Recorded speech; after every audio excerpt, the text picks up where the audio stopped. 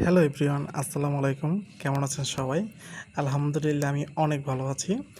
তো আজকে চলে যাব হচ্ছে গাজীপুরের কালীগঞ্জ থানা নাকি উপজেলা সঠিক জানি না, জাস্ট নামটা শুনছি। সেখানে মাছ ভাতের দাওয়াত খাবো, যেটার আয়োজন করেছে আমাদের প্রধান শিক্ষক। তো আমাদের 10টা বাজে যেতে বলেছে স্কুলে, তো আমরা যাই। তো যাওয়ার পর দেখলাম এখনও বাস আসে নাই, যার কারণে সব স্যাররা গল্প করতেছিল। তো আমি এই ফাঁকে একটু নিউজ পেপারটা পড়ে নিলাম, কারণ সময় যাচ্ছিল না, খুব বিরক্ত লাগতেছিল। তো ঘড়ির দিকে যখন তাকাই তখন দেখলাম মোটামুটি 11টা পার হয়ে যায়। তো বাস আসতে আসতে 11:30 বেজে যায়। তো বাস চলে আসে, আমরা মোটামুটি সবাই বাসের উপর বসে পড়ি। আর আমার সামনে যে সাদা কালার পাঞ্জাবি পরা যে লোকটি দেখতে পাচ্ছেন, তিনি হচ্ছেন আমাদের স্কুলের প্রধান শিক্ষক আজিজুল ইসলাম মানু স্যার, মানে আমাদের হেড স্যার। আমি ছোটোবেলায় মানে আমার হেড স্যার উনি, মানে ওনার স্কুলে আমি পড়াশোনা করছি। এখন ভাগ্যবশত আমি ওনার স্কুলে চাকরি করতেছি। যাই হোক, এই তো বাস ছেড়ে দিল। তো যখন বাসটা ছাড়লো তখন দেখলাম আকাশটা অনেক মেঘলা।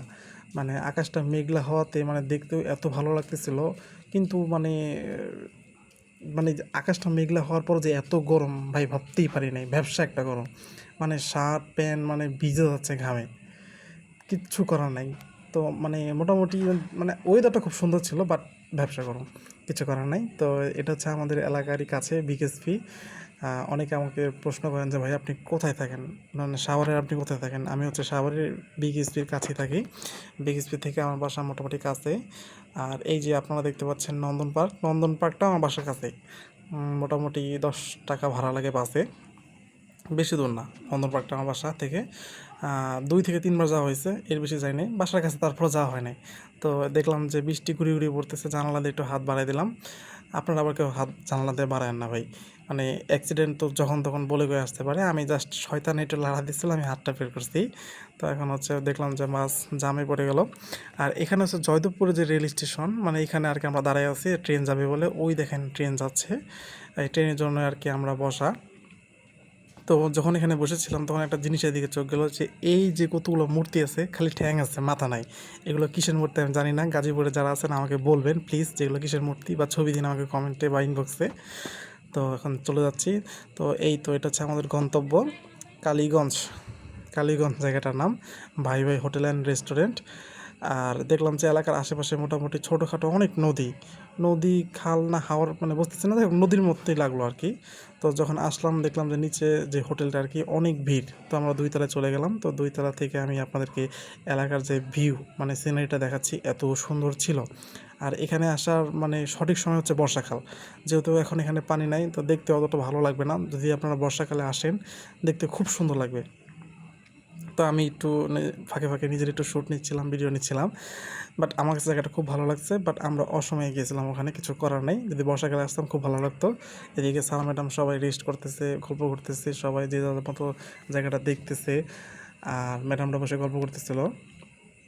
তো দেখলাম যে আরও মোটামুটি মানে ঢাকা থেকে অনেকগুলো গাড়ি আসতেছে, ঢাকা থেকে গাজীপুর থেকে। মানে কী পরিমাণ যে ভিড় ছিল, মানে গাড়ি একটার পর একটা আসতেছে। মানে এই জায়গাটা যে এত জনপ্রিয় জানতাম না, যদি আমাদের প্রধান শিক্ষক আজকে না নিয়ে যেত। যাই হোক, নিচে নামার পর দেখলাম যে এখনও ভিড়। তো স্যার বলতেছে দেখো আর উপরে যাওয়ার দরকার নেই, টেবিল ফাঁকা হওয়া মাত্রই তোমরা সবাই বসে পড়বা। তো স্যার হচ্ছে গিয়ে এদিকে ম্যাডামদের বসাই দিল টেবিল ফাঁকা হওয়া মাত্রই। আচ্ছা, আর এদিকে এই টেবিলটাতে আমরা বসবো, কিন্তু লোক ফাঁকা হচ্ছে না। তো স্যার বললো যে ফাঁকা হলে বসে পড়বা। তো আমরা বসে পড়লাম। এখন ওনারা খাচ্ছে, টেবিলটাও ভালো মতো পরিষ্কার করে না, কিন্তু আমরা বসে পড়লাম, কারণ আমরা যদি এখন না বসি তাহলে আমরা টেবিলে বসতে পারবো না, টেবিলও পাবো না খাওয়ার জন্য। ওইদিকে স্যার হচ্ছে ম্যাডামদের খাবার দিল, যেহেতু ওনার আগে বসে পড়ছে। আর এখন হচ্ছে আমাদের টেবিলটা পরিষ্কার করতেছে, খাবার চলে আসবে। উনি হচ্ছে আমাদের জাকিরের স্যার, সহকারী প্রধান শিক্ষক, খুবই ভালো একটা মানুষ। আর এই যে এ হলো শাহিন। তো আমাদের খাবার চলে আসলো, ভাত। তো এখন হচ্ছে ভাত স্যার যে যার মতো বেড়ে নিলো, আমিও বেড়ে নিলাম। প্রথমে দিল হচ্ছে আমাদের গুঁড়া মাছ, মোটামুটি 5 থেকে 6টা করে মাছ খাইছি। চিংড়ি মাছ, গুঁড়া মাছ, আর নাকি কী মাছ নাম জানি না আমি। তো ম্যাডামদের খাওয়া শেষ, ম্যাডামরা চলে যাচ্ছে। তো আমার খাওয়া শেষ করে একটু বসে আছি, মানে যেহেতু অস্থির লাগতেছিলো, গরম অনেক। খাওয়া শেষে হচ্ছে একটা দই দিল। দইটা ছিল মোটামুটি, মানে ওই রকম স্বাদ ছিল না। আর এখানে সবচেয়ে বড় সুবিধা হলো আপনারা এখানে এসে সরাসরি দাঁড়াই থেকে আপনারা আপনাদের প্রয়োজন মতো কোন মশলা দিবেন না দিবেন, কোন মাছ খাবেন না খাবেন, আপনি সেই অনুযায়ী অর্ডার করতে পারবেন।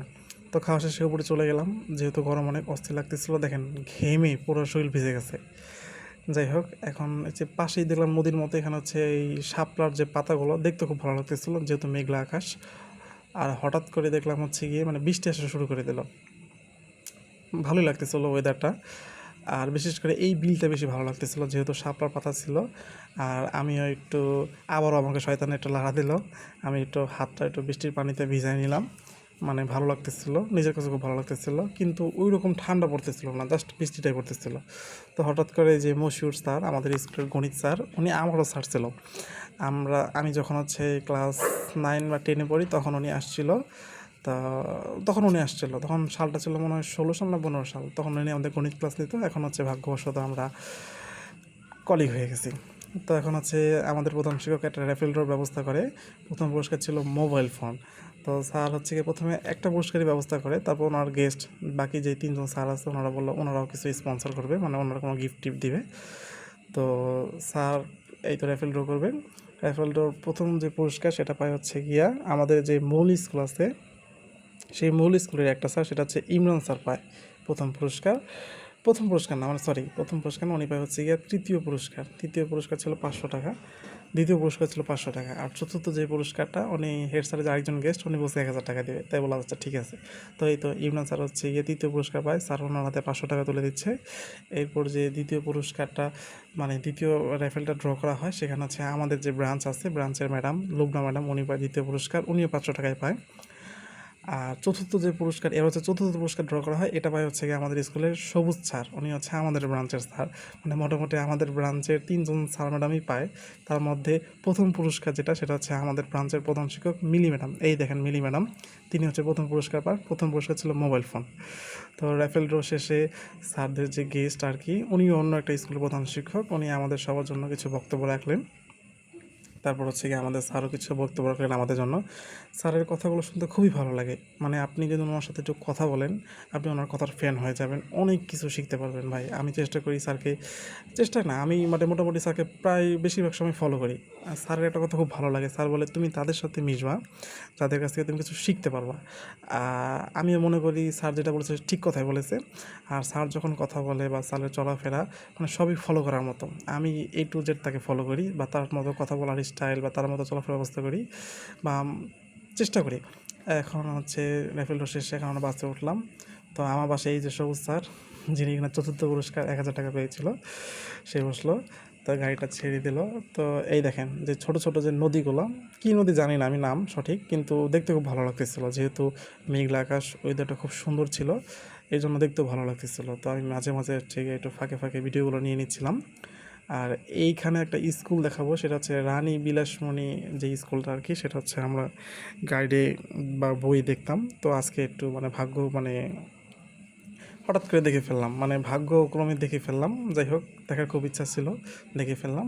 তো এই যে জয়দেবপুর যে রেল স্টেশন এরিয়াটা, এটা মোটামুটি উত্তর এয়ারপোর্টের মতোই, মানে একদম ঢাকা। যাওয়ার সময় যে জামটা পাই, কিন্তু আসার সময় সেটা পাই না আর কি।